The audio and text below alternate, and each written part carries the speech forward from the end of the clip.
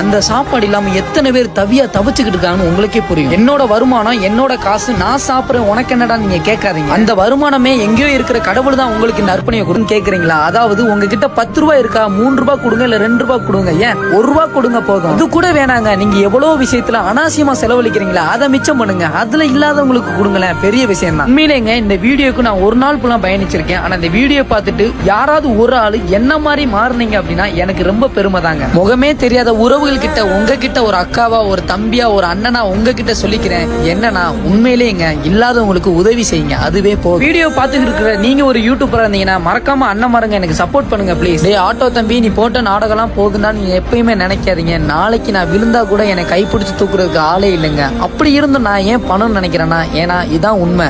ஒரு சின்ன எடுத்துக்காட்டு சொல்றீங்க. ஒரு 10 பேர் இருக்காங்க அப்படின்னா அதுல 8 பேர் பணக்காரவங்க, 2 பேர் இல்லாதவங்க வச்சுக்கோங்களேன். அந்த 8 பேர் அந்த 2 பேத்துக்கு ஒரு நாளைக்கு ஒரு